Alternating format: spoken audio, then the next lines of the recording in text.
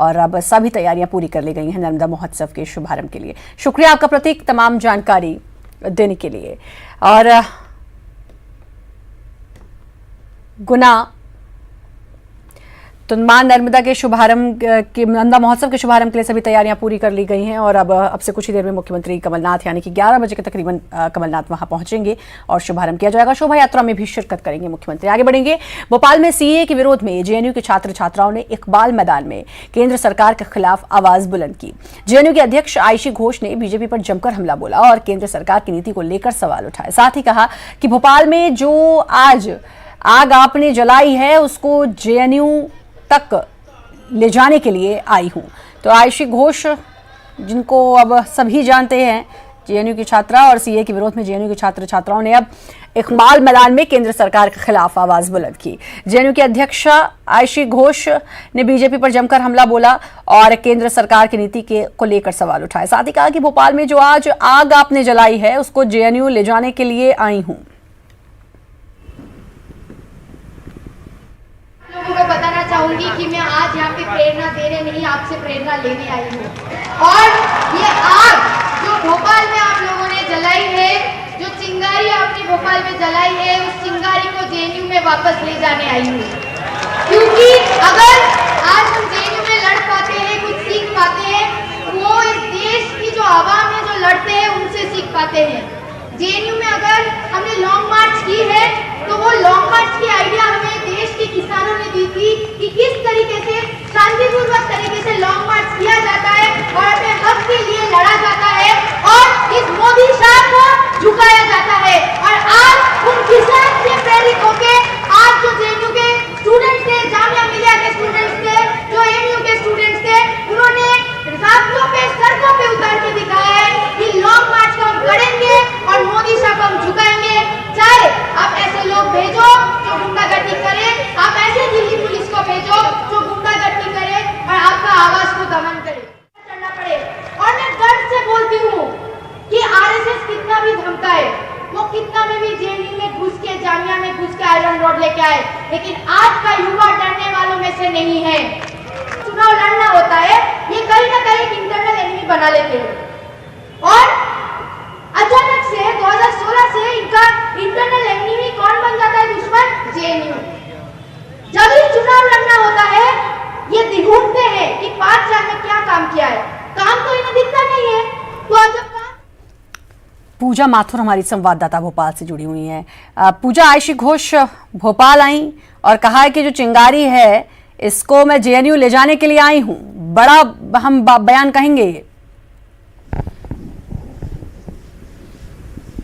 बिल्कुल, देखिए कल इकबाल मैदान में ये आयोजन हुआ जहां पर जेएनयू की छात्र संघ अध्यक्ष आयशी घोष पहुंची थी और उन्होंने जमकर केंद्र सरकार के खिलाफ हल्ला बोला और सीएए का विरोध करती हुई वो नजर आई।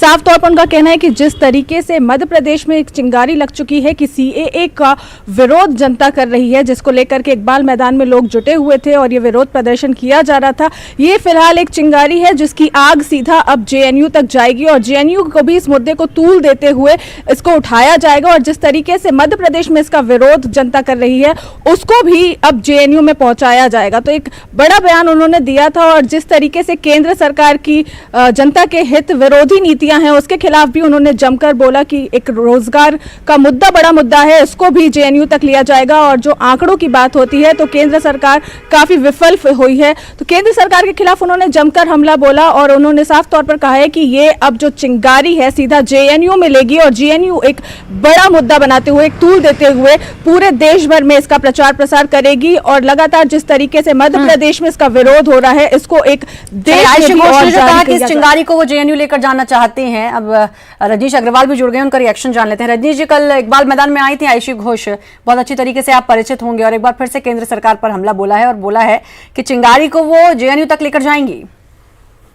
देखिए, मैंने पहले भी कहा, ये टुकड़े टुकड़े गैंग जो पूरे देश में अलगाववाद फैला रही है, देश को बांटने की भाषा बोलती है, समाज को बांटने की भाषा बोलती है, ये चिंगारी जलाने का काम करने के लिए कहीं भी लेकर जाएं, ऐसे हम कामयाब नहीं होने देंगे। इसके खिलाफ हमारा वैचारिक संघर्ष है, इसके खिलाफ हमारा दलगत संघर्ष है, इसके खिलाफ देश का संघर्ष है।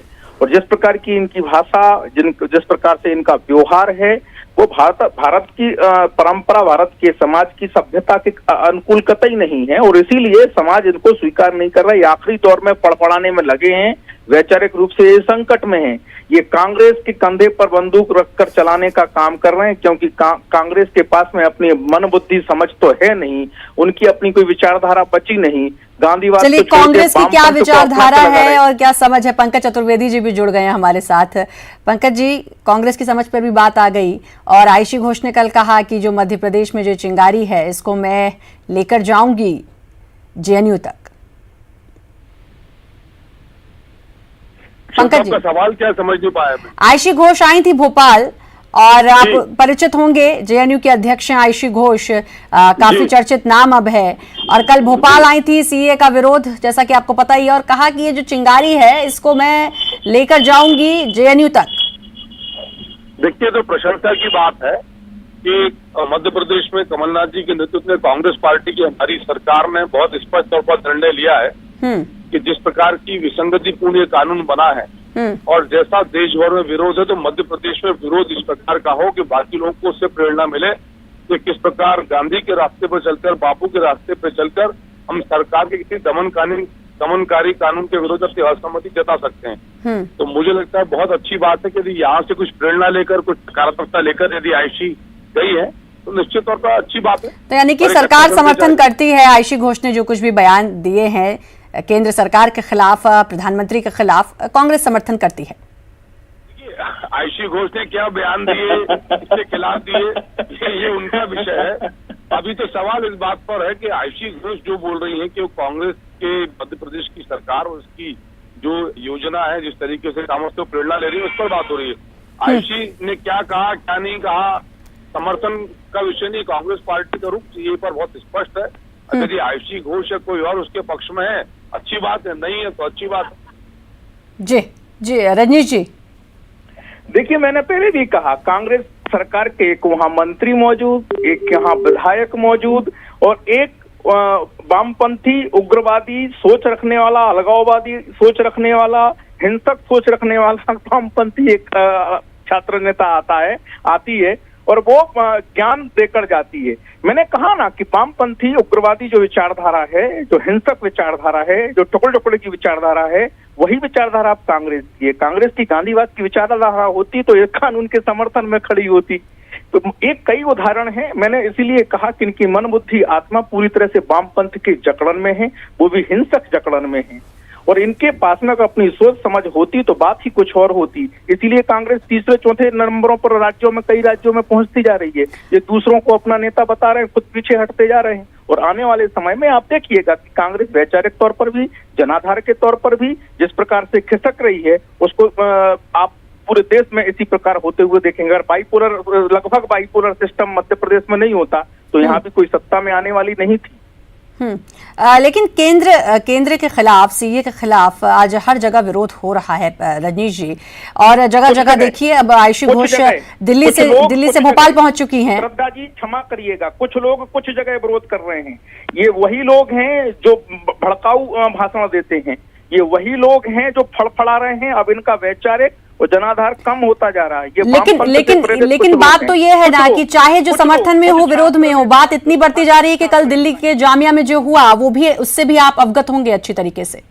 बिल्कुल अवगत हूँ। मैंने कहा कि आखिरी दौर में है इस प्रकार की फड़फड़ाहट, ये समाप्त होने वाले हैं अपने वैचारिक तौर पर और अपने जनाधार के तौर पर जो सिकुड़ा हुआ है। इसीलिए हिंसक प्रवृत्ति तक ये जा खड़े होते हैं, ये सारे कानून को ताक पर रखते हैं, सारे नियमों को ताक पर रखते हैं। और आज मध्य प्रदेश में क्या हुआ, तमाम उदाहरण है मध्य प्रदेश में जहां 144 तोड़ रहे हैं, अनुमति नहीं ले रहे हैं, मांग भी नहीं रहे हैं, और ये उनके सामने गिगिया रहे हैं। रजनीश जी, लेकिन ये जो विचारधारा है, जो आपने कहा, ये जो वैचारिक बातें हैं, तो उसको आप कैसे खत्म करने वाले हैं, और ये बिल्कुल अंतिम चरण में कैसे है? क्या कोई सरकार की तरफ से गया, पूरे देश में लोग धरने पर बैठे हुए विरोध कर रहे हैं, तो कोई जाता है नुमाइंदा, इनसे बात करे, इनको समझाने की कोशिश करे? नहीं, मैंने कहा आपको कि इस देश की ये विचारधारा नहीं है। ये जहां की माओवाद की, वो मार्क्स की विचारधारा होगी। वामपंथ जिस प्रकार से मध्य प्रदेश में, क्या पूरे देश में कुछ कुछ जगह जो बचा है वो समाप्त होने की कगार पर जनाधार के कारण है। जनता इनको पसंद नहीं करती है। पश्चिम बंगाल में निकल गया, बाकी राज्यों में जहां त्रिपुरा में था वहां निकल गया, पूर्वोत्तर राज्य से केरल में आज कुछ मात्रा में बचा है, वहां भी वे लेकिन जहां पर कांग्रेस शासित राज्य है जैसे कि मध्य प्रदेश की हम बात कर लें तो वहां आपको लगता है, क्योंकि कांग्रेस खुद इसका पुरजोर विरोध कर रही है, तो वहां पर इसको निकाल पाना एक बहुत ही टेढ़ी खीर साबित हो सकती है। कांग्रेस के दिमाग पर अगर वामपंथ हावी है तो हम तो इसको एक्सपोज कर ही रहे हैं कि कांग्रेस अपनी आइडियोलॉजी तो समाप्त कर चुकी है, इनके दिमाग में वामपंथ है और इसीलिए ये भी सिकुड़ रहे हैं। मैंने कहा ना, जहां भाजपा कांग्रेस का वाइपुलर जैसा सिस्टम है वहां भले ही कांग्रेस गलती से आ गई हो, लेकिन बाकी राज्य में देखिए ना, कोई कहीं चौथे नंबर पे है, कहीं तीसरे नंबर पे है, कहीं 5वें नंबर पे है, जहां 25-25 साल से गायब हुई आज तक लौटी नहीं है। चलिए, कुल मिलाकर हमारी कोशिश ये कि हम आप लोगों तक और जनता तक ये बात पहुंचा सकें कि हिंसा ना हो। विरोध भी करना है तो विरोध शांतिपूर्ण तरीके से भी किया जा सकता है, हिंसा किसी को भी नहीं करनी, चाहे वो सीए के विरोध में है, चाहे वो सीए के समर्थन में है। और जो कल कुछ हुआ जामिया में, वाकई में उसकी कड़ी निंदा की जाती है। बहुत बहुत शुक्रिया आपका रजनी जी जुड़ने के लिए। पंकज जी, आपका बहुत बहुत शुक्रिया जुड़ने के लिए। वक्त ब्रेक का जल्द हासिल।